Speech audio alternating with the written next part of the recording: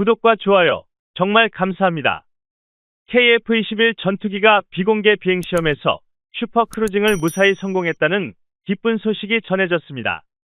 비공개로 진행된 비행시험에서 많은 정보를 얻지는 못했지만 7월에 초도 비행을 시작한 이후부터 지금까지의 비행시험에서 큰 무리 없이 비행에 성공한 KF-21의 소식은 우리 대한민국 국민에게 국방 전력이 크게 증가할 것이라는 놀라운 자부심을 선사하고 있습니다. 이러한 이륙 시험에서 문제가 되는 것이 한 가지 있는데 바로 소음 피해입니다.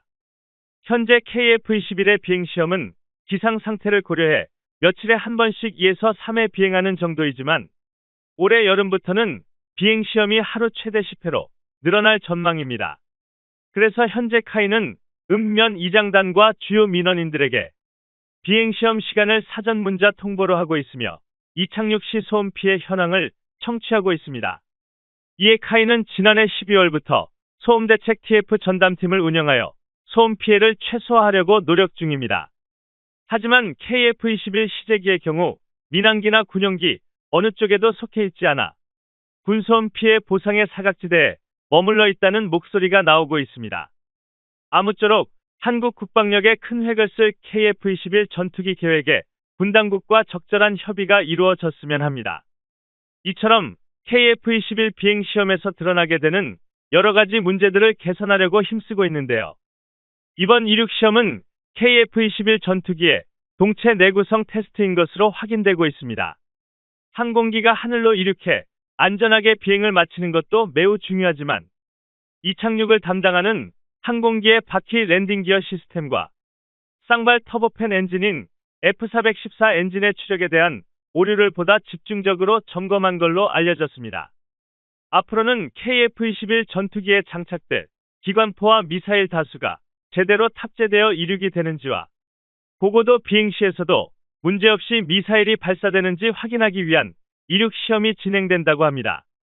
이는 머지않은 미래 KF-21 전투기에 탑재되는 한국형 공대공 미사일과 공대지 미사일, 극초음속 순항 미사일, 미티어 미사일과 타우러스 미사일, GPS 유도폭탄 등 최대 탑재량 7,700kg를 가진 총 12개의 무장창에 다양한 무기들이 무장된 무게를 KF-21 전투기의 동체가 이겨내고 이착륙이 원활하게 공격 임무를 수행하려면 끝없이 반복적인 테스트를 진행해야만 하는데요. 이번에 알려진 KF-21 보라매가 비밀리 이륙에 성공한 소식이 이를 증명할 수 있을 것으로 관측됩니다. 불과 10년 만에 한국 역사상 최초로 4.5세대 이상의 전투기를 생산 및 조립에 성공하여 이제는 큰 문제 없이 연이은 비행시험을 성공하고 있는데요. 대한민국의 완벽한 자주국방이 정말로 실현되기까지 머지않은 것 같습니다. 이를 증명하듯 미국에서 권위 있는 랭킹 조사 업체 US 뉴스 월드 리포트가 집계한 지난해 강대국 순위에서 한국이 일본을 제치고 6위를 차지했다고 보도했는데요. 미국의 경제 매체 비즈니스 인사이더에 따르면 한국은 전년 대비 2계단 상승했으며 한국의 첨단 기술 및 서비스 기반 경제와 세계에서 국민 총저축과 외국인 투자 규모가 커진 이유가 상승의 이유라고 밝혔습니다.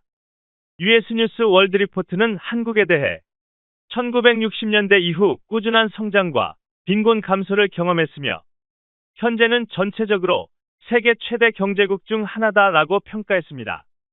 한편 지난해 6위를 차지한 일본은 우리와 자리를 바꾸며 2계단 내려간 8위를 차지했습니다. 방산산업의 수출 호재가 강대국 순위를 바꾸는데 큰 영향을 주었다고 해도 과언이 아닌데요. 지난해에 이어 앞으로도 대한민국 방산시장에 가장 큰 고객으로 손꼽히는 폴란드와 우리는 이제 군사적으로 매우 밀접한 관계가 되었으며 KF-21 협력에도 적극적인 모습을 보이고 있죠. 폴란드 국방위원장이 F-35 전투기 도입을 고민 중에 KF-21 전투기의 개량형을 폴란드와 대한민국의 군사동맹 협력과 동시에 공동 생산 방안을 구체적으로 제시한 것인데요. 장기적인 관점에서 본다면 폴란드 공군에게는 KF-21 보라매가 F-35보다 유리할 수 있다고 판단한 것입니다. 당장은 KF-21과 F-35의 적합성에 대해 폴란드 정부 측에서 공동 생산을 처음으로 언급한 상황이지만 앞으로 몇 년 내에 KF-21로 확보한 국내 기술 능력으로 합리적인 가성비까지 확실히 갖춘다면 미국산 F-35와 비교해 봤을 때 충분히 독자적인 시장 확보가 가능할 것으로 보입니다. 이를 바탕으로 미국의 기술과 이별한 독립을 꿈꾸며 거의 모든 전투 체계를 독자적으로 개발하고 있으므로 KF-21 전투기는 장기적으로 폴란드와 한국의 외교 관계에 큰 보탬이 될 것입니다. 또한 특히 주목해야 할 부분으로 KF-21 전투기가 전폭기의 역할을 겸임할 수 있게끔 하드포인트가 추가 확장이 가능하도록 설계되어 있었다는 점인데요. 한국항공우주산업 측은 자사의 군용 기체가 진화적인 기술 발전에 따라 전력으로 필요에 의한 변화의 최소한의 비용으로 GPS 유도폭탄과 천령 미사일을 갖춘 전폭기의 형태로 개조될 수 있다는 점을 강조하였는데, 이 모든 것이 해외 수출은 물론 KF-21의 전력 강화를 염두에 두고 개발하고 있음을 알 수 있습니다. 또한 폴란드 공군의 도입 유력 후보 중 하나인 KF-21 전투기는 최첨단 디지털 전투에 특화된 기체로서 대규모 네트워크 기반전 체계의 핵심 자원으로 활용되고 있습니다. 즉 KF-21 전투기를 제대로 운영하기 위해서는 폴란드 공군이 갖춘 독자적인 군사 시스템뿐만 아닌 실시간 정보 교환 체계와 소프트웨어까지 한국에서 구매할 것으로 보입니다.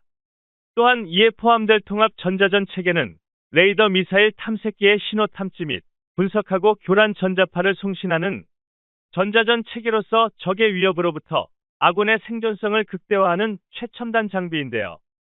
보람의 기체 전투 체계를 다분야된 센서 무장과 기타 통신 및 지휘 체계로 통합 운영하여 무기 체계를 구축하는 등 기체의 두뇌 역할을 현대전에 알맞게 업그레이드하여 공중전의 승패에서 우위를 점할 수 있게 됩니다. 이러한 사업을 도맡아온 대한민국 방산 기업들로 LIGN-X1과 하나시스템이 또다시 선정되었는데요. FA-50 경전투기 사업에서 전투체계 및 통합전 자체계를 맡아 개발했기 때문에 더욱 기대가 됩니다.